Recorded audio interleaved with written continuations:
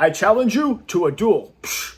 Huh, that's exactly what Robbie Ray and Chris Sale said to each other last night. I love me a good pitcher's duel, and we had something much more exciting than that with the battle of two former Cy Young Award winners and two former MLB strikeout leaders last night with Chris Sale against Robbie Ray as the Giants came out on top against the Atlanta Braves. That's what we had on our hands in a sensational Sunday showdown in San Francisco. The Giants coming out on top over the Braves 3-2. Chris Sale taking the loss, but still great in 6 innings, striking out 10 batters. He did get chipped away at a little bit, giving up 8 hits, but just the 1 earned run, and you'll take that.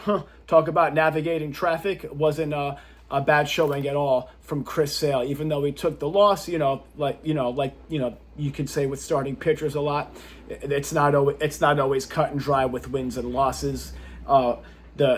Certainly the days of guys winning 30, not 30, but even 24, 25 games. I hate to say it, but we've just about seen the last of those. Hopefully I'm wrong. Maybe it happens again someday. But if you have a starter go into the 8th inning right now, you're just about almost watching something special. Did get chipped away at a little bit. Chris Sale, however, gave up the 8 hits. However, just the 1 earned run. You'll take that. Dodging a lot of bullets there. He was very good. Robbie Ray was excellent, getting the win for the Giants on the ledger, his 7th of the year. I think that brings him to 7-6. He only allowed 1 earned run in 8 innings pitched, striking out 2, actually. Very strange to see that he threw 2 more innings than Chris Sale, but he still ended up with 8 less strikeouts. That's fascinating. I would love to see somebody let us know that the next time something like that happens again. That is extremely interesting in that game. You got 2 Cy Young Award winners, the guy getting 8 less strikeouts, taking the loss. Go figure. You gotta love baseball. You watch a game, especially if you go in person to one of these beautiful ballparks, you're almost guaranteed to see something you've never seen before. One of the other things I love about the game. Welcome to Buzz in the Box. I'm Mauro Bizzario here with you as what is getting to be a Monday evening. We're gonna do a quick little wild weekend recap, which we like to do every single Monday. We try not to miss any, and if we do, we apologize in advance, but we're going to come at you at least once, most of the time twice a week with these update videos. So hang out with us, crack something open, a little snack, a little spray, a little bush apple, whatever you want, a little white cheddar popcorn, little something, get some snacks, mix them together. Go ahead and enjoy. We're glad to be with you here on a Monday on the next episode here. Let's get it going. We finally found a new foxhole that we just dug out. So it looks like we're going to be chilling out here for a little bit as we already reach the 2nd era of Buzz in the Box as we continue to learn and grow with you. Thank you again for all the love and support. It has been great. Robbie Ray, excellent, getting the win, his 7th of the year. Giants on top of the Braves, 3-2. Let me know the next time something like that happens in a game where the winning pitcher has 2 strikeouts and the loser has 10. Wow. But that just shows you like a great pitching matchup that we had. And it's not always about the strikeouts, although for our fantasy teams, we'll take that just about as much as we can. Milestone alert. We have a bit of a milestone to talk about right now. Career milestone alert that is from last night, which are more than interesting to say the least, and very fun, and it helps us appreciate these guys, not just for the talent, but this also really speaks to the consistency and longevity of some of these athletes, and I think that matters a lot, and we're big on the things that matter and to let you know what's happening around the league and more. But honestly, I'm going to have a little bit of a possible disagreement with some people in a second as we give the nod to my boy Sonny Gray. Been a fan of his since his days in Oakland in the Coliseum here. I'm a Mets fan, but I've been following the A's for a very long time. ever since, I guess you could call it the Moneyball season 2002. It was always tried, at least tried to stay up late whenever the Mets visited the A's. Remember Mark Ellis making excellent plays in second base position. I like to show off my stuff, although it can be a little embarrassing for normal humans like us. But Mark Ellie, flashing the leather all over the Coliseum at second base with Crosby. Forget about it. But so we're at Sonny Gray celebrating the fact that he became what is now, I believe, the 7th active pitcher to 2,000th career strikeouts. Sonny Gray, 7th active pitcher to 2,000 career strikeouts. You heard that right. 2 racks, 2,000 career strikeouts for Sonny Gray over what has been an excellent career. He also, this is kind of, you could say burying the lead, but this kind of gets back to the disagreement I was talking about a bit before.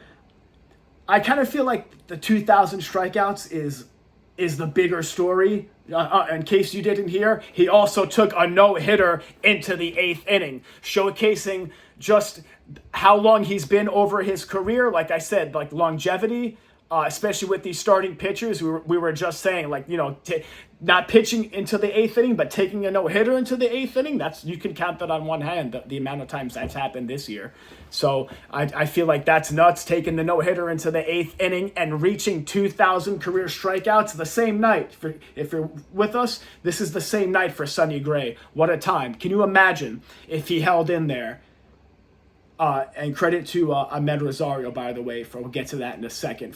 He actually broke up the no-hitter in the 8th inning. I believe Sonny Gray pitched an exact 7 1/3 innings. A little bit more on the metrics on how Sonny Gray has been in a second. But just if he could have had that no-hitter and reached 2,000 strikeouts, I'd say that's probably the most accomplished and possibly the biggest night any player has ever had in a single game in baseball history. I'm including cycles. It's different for hitters, but maybe what's the equivalent to that? A 4 home run game? That hasn't happened too many times either. Shout out Ken Griffey Jr. Did Jim Thome do that? I don't think does Jim Thome have a 4 home run game? Might have hit a foul ball on that. Let me know down in the comments if Jim Thome had a 4 home run game. I'm drawing a blank on that right now, which I'm susceptible to, but not injury prone, just drawing a blank prone. But always appreciate hearing from you guys, the home crowd, if that has actually happened. But taking a no-hitter in the 8th inning, that matters a lot. Proving the consistency and how dominant he can still be. He wasn't like always.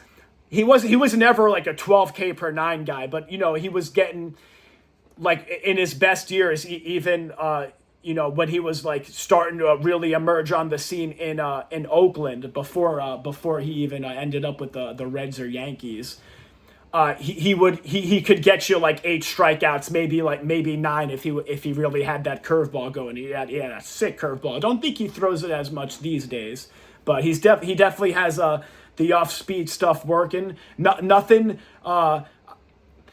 Now, I don't want to say not highlight reel, because Sonny Gray can produce highlight reels, but he doesn't have like record-breaking revolution or break on his pitches. He's just painting the corner like Rembrandt right now, as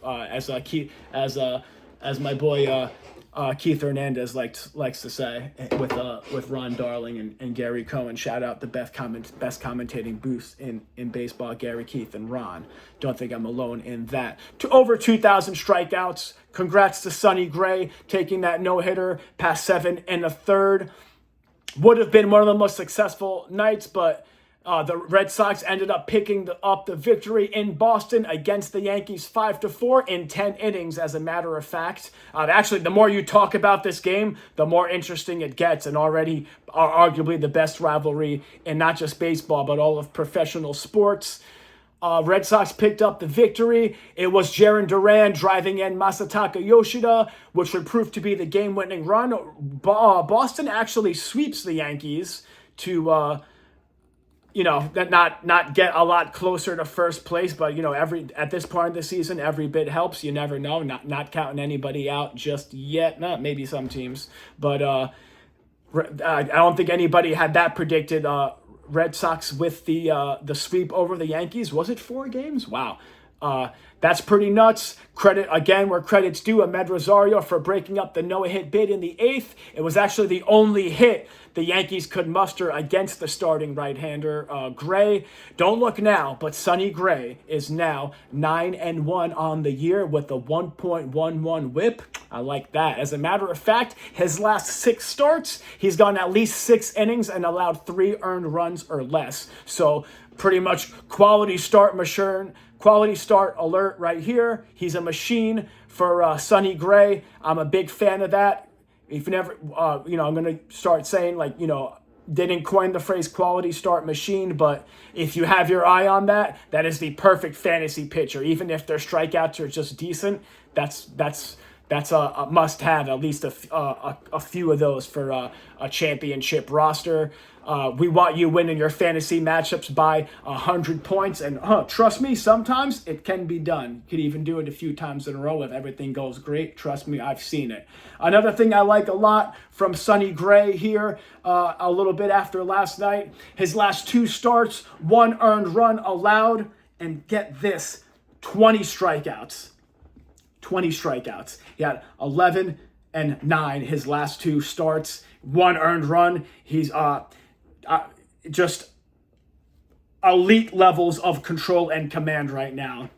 Very confident in saying with Sonny Gray, 1 earned run allowed his last 2 starts. Can't really, with the 20 strikeouts, can't really do much better than that, let me tell you. And this was against a very good lineup on Sunday night.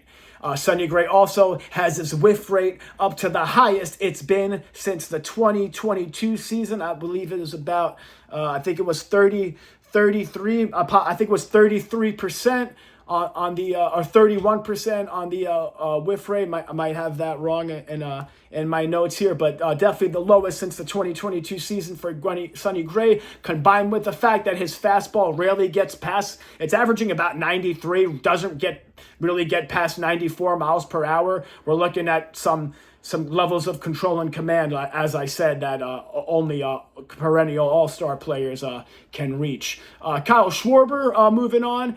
So congrats to Sonny Gray, 2,000 career strikeouts, an amazing year. He should definitely be on this American League all-star team for those Red Sox. Kyle Schwarber hit his first person in the major leagues to 30 home runs on the season. He hit his league-leading 30th home run, of course, as becoming the first to reach 30 home runs, taking the series in an absolute trouncing of the Mets. Man, I'm glad that's over with. He destroys the Mets. Gosh, he's got to be slugging over 600 against them, and I'm not even exaggerating. It has to be at least that 620 against the Mets the last few games against them. Kyle Schwarber leading the MLB in third in home runs with 30. Of course, he's still destroying the ball.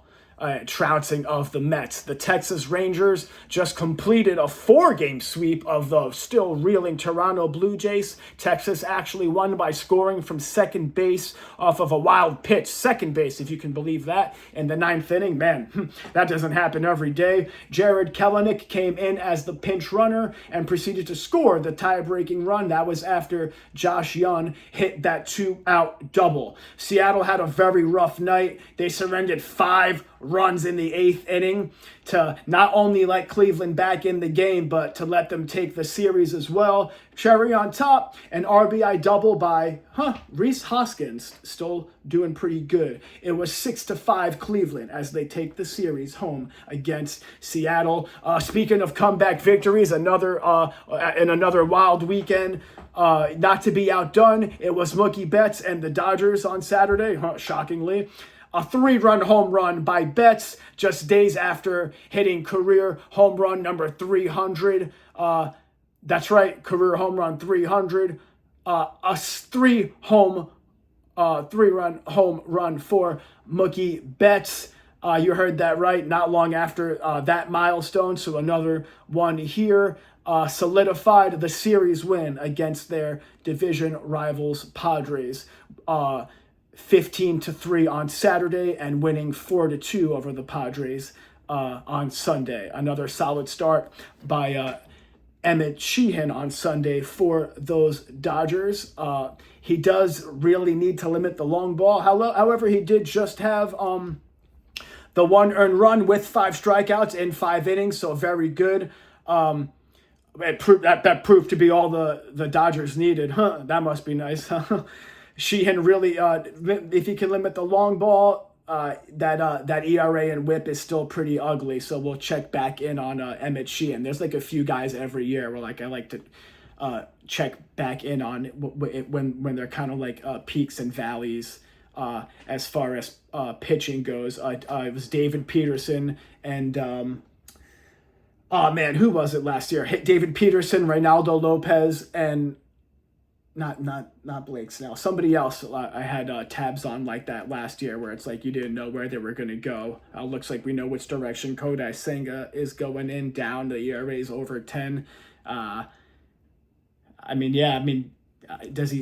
If he has a minor league option left, yeah, that's something you have to think about. He is into the bullpen, so if he can be serviceable out of there, then so be it. If he can get velocity back ever, he has I don't want to say he has a future as a closer. That's a big step because he can't pitch an inning without at least 2 walks right now. I'm not even exaggerating. So let's see if Senga can be serviceable out of the bullpen. But a couple of pitchers I have my eye on as far as like inconsistencies and Jekyll and Hyde stuff. One of them is Emmett Sheehan, and another one is Reed Detmers for this year. So any people like that you have your eye on with pitchers who are kind of Jekyll and Hyde, let me know in the comments down below. Love hearing from the home crowd, of course. So Emmett Sheehan, not bad, actually quite good with the 5 strikeouts in 5 innings. Need more consistency down the road before he can be considered a guy that you throw him out every single time. I will say that. Rockies catcher Hunter Goodman approaching certified dog territory with 3 home runs against the Twins on Saturday in Colorado's 8-5 win. The Twins would take the series, however, winning Sunday 3-2 behind Connor Prelip's 10 strikeouts. Yeah, Connor Prelip, 10 strikeouts, same sentence. All right, well, I like what I'm seeing from the 25-year-old. 2 earned runs allowed in 6 innings for Prelip against Colorado, which is still pretty impressive, especially for a guy who he gives up a ton of hits. It's wild the amount of hits he's given up. But this is an excellent start, not taking that away from him. These are human beings at the end of the day, doing one of the hardest things in all of sports. He gives up a ton of hits, like I said, but still just 25 years old. So I don't think we've seen anything close to the best from Connor Prelip. He's 2-5 on the year with a 4.96 ERA on the season. I do like the 65 strikeouts in just under 62 innings. Though he is not giving up a ton of home runs. Back to Hunter Goodman.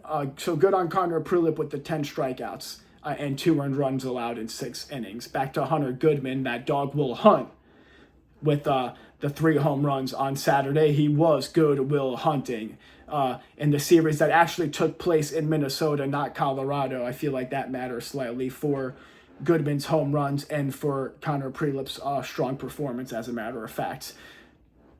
Twins take the series over Colorado. I feel like that mattered slightly. The Mets got their first victory Saturday under manager Andy Green after finally relieving Carlos Mendoza of his duties. I don't say finally as in like I wanted him. I never want anybody fired, but. Well, I wasn't necessarily dying to have him back, but I don't like to spend too much time on my like personal opinions on things on here. It's about the league and our fantasy teams and what's going on. So I'll just get through that as quickly as possible. But congrats to Andy Green for his first managerial win for the Mets on Saturday. It was a trouncing. They got crushed in that series against the Phillies, losing Sunday.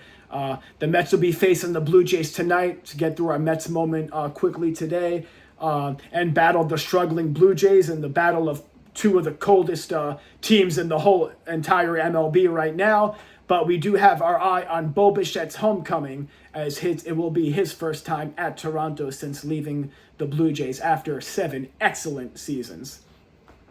Seiya Suzuki, moving on, has been really good recently for the Cubs. He's been actually good for quite a while. His hit in the 10th inning was the deciding factor as the Cubs topped the Brewers 4-3 in 10 innings and take the series over Milwaukee, over the Brew Crew. That's going to bring us to our heat check, as a matter of fact. Let's go. Who's hot? Who's not? Who's flopped? Who's popped? Starting with the buzzkill, we have an outfielder today, which is we're going to start our heat check with that. Sort of an up and down career for this guy. It's an outfielder that we have today. You could actually, maybe the first buzzkill we have on the season that you could say, if he made the All-Star team, I'd be totally fine with it. This would be for the National League. Not a good year last year, so very hard to predict in the offseason as far as fantasy goes. A lot of people were unsure what to do with them. There's a ton of those guys. That's who we have as our buzzkill today, hitting only about .212 last year for the A's. Some horrible contact metrics. There's no other way to put it. Hasn't been quite as unfortunate this year, but an unfortunate stretch at the plate right now does bring him to our buzzkill recently. It's J.J. Bleday of the Cincinnati Reds. I actually learned this fairly recently as I was researching him soon after the month of May ended, is that J.J. Bleday did win Player of the Month for the month of May. So another strange reason to have him on here. So maybe the first and only time somebody just won Player of the Month, yet still finding himself as buzzkill on our segment, one of our regular segments here. And, we don't wish anybody bad, of course. Keep it positive, keep it professional. We have to talk about these guys. We have to rank some things, but it is worth noting, especially for our fantasy and our dynasty leagues, which we specialize around here, especially in those points leagues. And some of these things can add up over a weekly matchup, let me tell you. So congrats to J.J. Bleday for taking that home, the Player of the Month. But I did want to highlight how good he was in May, National League Player of the Month. But I'm going to get into it a bit more than that to just show you how good he can be before we tell you how bad he's been. And not necessarily that bad, but just quite the fall from what he was doing.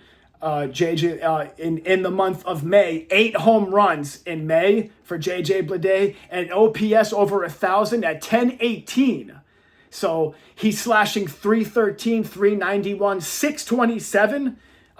That's Player of the Month numbers if I ever saw it. If you have 8 home runs at 627 slug, that'll get you Player of the Month 6 ways to Sunday just about every time, if you ask me.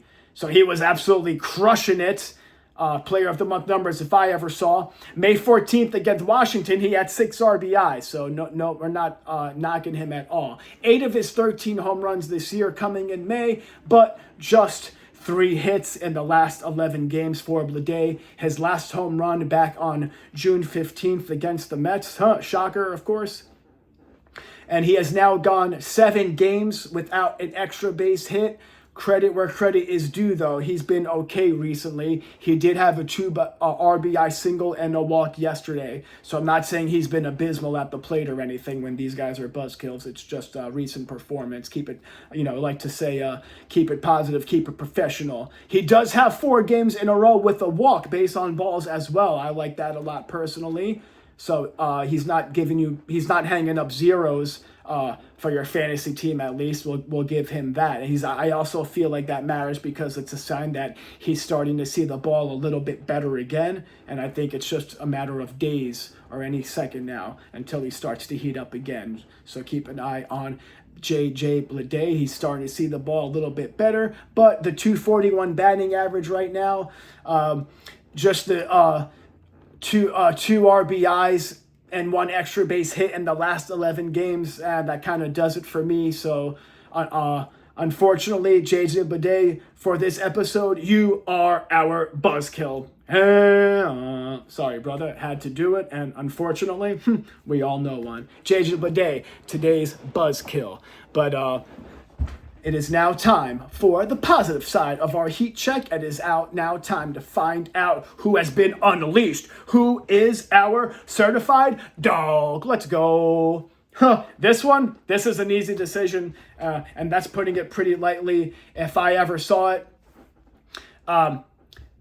you're going to come right out and say it for the certified dog. I usually like to say a couple bullet points. I'll hit you with a couple of descriptions, a stat or two, and I feel like most people will start to get a better hint and idea of who it's going to be.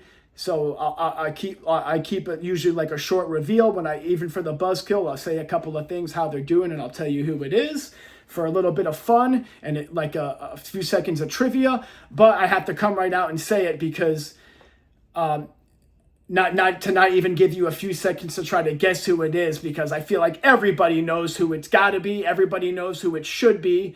And this is by far the easiest choice. I had to make no notes. I did just about no research for this because before I even opened my eyes this morning, and even yesterday morning, matter of fact, you could even say all week. And yes, I know this shirt is a size or two too big, but pretty cool.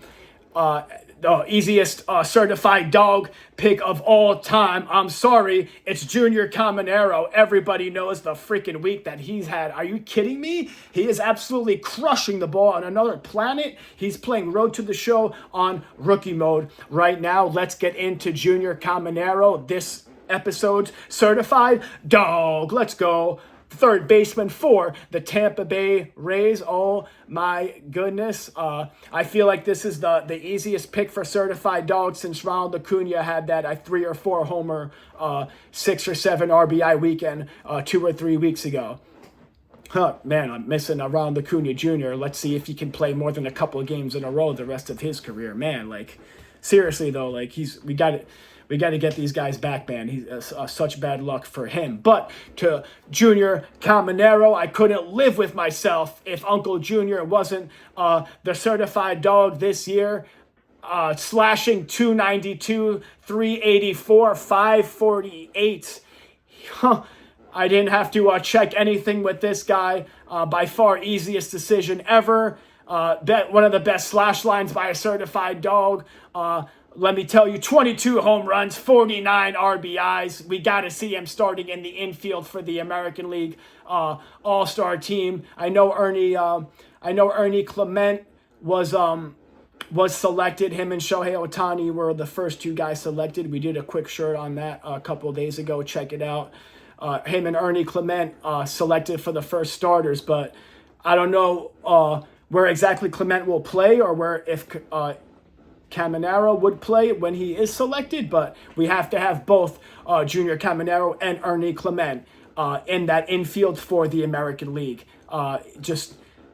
Clement plays all over the infield, so he's beyond his great contact. We know he's a great fantasy asset as well, so I'm fine with both of them playing anywhere in the infield. Congrats to Shohei Ohtani and Ernie Clement making it, but they both deserve to be on that American League team. Caminero had 45 home runs last year. He's got 22 this year. There's no reason to think that he's not going to break that this year. I really want to see that. His bat speed is literally the best in the entire world right now. Speaking of stuff under the hood, if aliens came down right now and we need to save ourselves and show them how hard a human being can swing a baseball bat, he has to be the human being that we choose. This guy is whipping this thing around at 80 miles per hour right now. Are you kidding me? No wonder if he connects with that thing and you blink, you're going to miss it going out of the ballpark. Let me tell you that.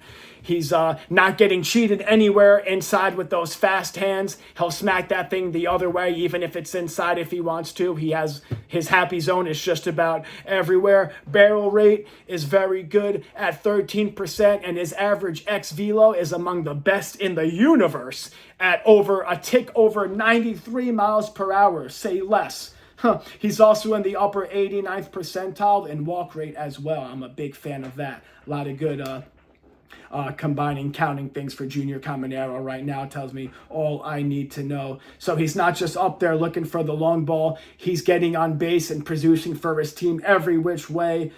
By the way, 7 home runs in his last 6 games, if I didn't lead with that. Best week any player has had this season. I'm going to say that.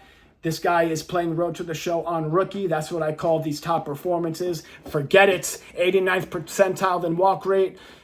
Average ex-velo over 93 miles per hour. 6 home runs in his last 7 games. He's getting on base every single way possible. I just unheard of. Junior Caminero is an unleashed beast right now. You heard that correctly. 7 home runs the last 6 games.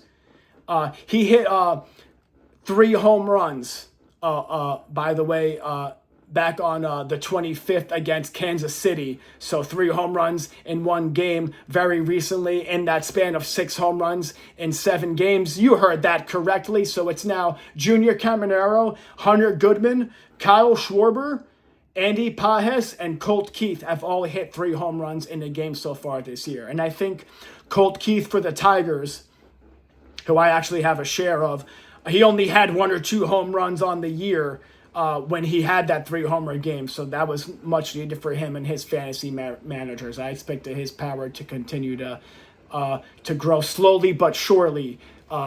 His contact was too good, I feel like, in the minor leagues for that not to happen. Let's get back to our certified dog, Junior Caminero, constantly walking around the bases, hitting home runs this year. 7 home runs in 6 games. In his last 6 games, 11 hits.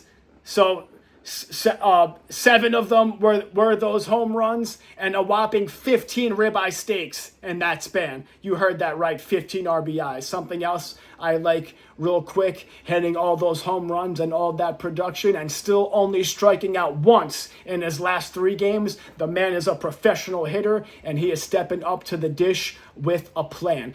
15 RBIs, 7 home runs the last 6 games. There's nothing else to talk about, nothing else we can do. Our hands are tied. Uncle Junior strikes again. What can I say? Junior Caminero, you are at today's and our certified dog. Let's go. I freaking love that, man. Everybody's favorite. It's getting to be a massive hit. Let's go always. And let us know who in the comments down below who you think the next or this episode's or possibly always, of course, the next certified dog or buzzkill should be. We always appreciate hearing from the home crowd. Let us know, of course, if we hit a foul ball on anything at the end of the episode in the comments down below. Thank you so much to the home crowd. We are just getting dug into our new foxhole year here, still kind of getting used to some things as we not just try to provide you a massive upgrade in visuals, but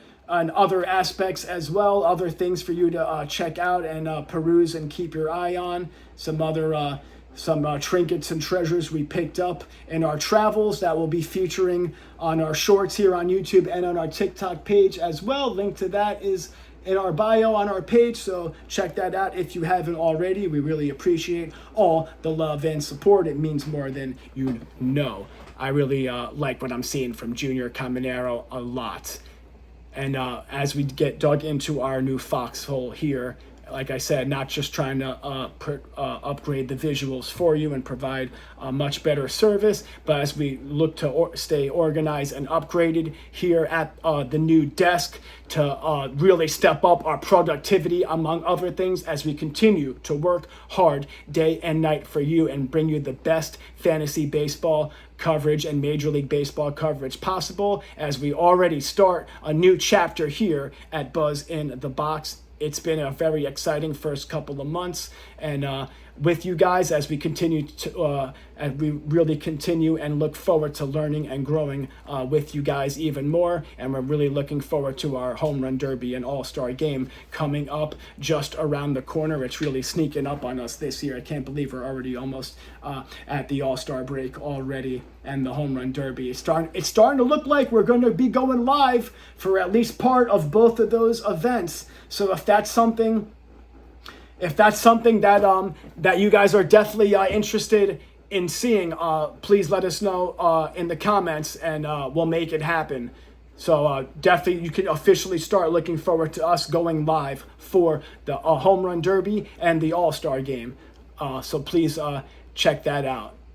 It will be our first time going live on anything, as a matter of fact, on any platform. So let us know if that interests you. And let us know who you like the most to make the All-Star Game, and the favorite also your favorite moment from your All-Star Game. I know there's a couple nice plays from Cal Ripken Jr., who I had the pleasure of meeting one time. Guy's freaking this tall. A couple of nice plays he made for the American League back in the day. Shout out to Iron Man Cal Ripken.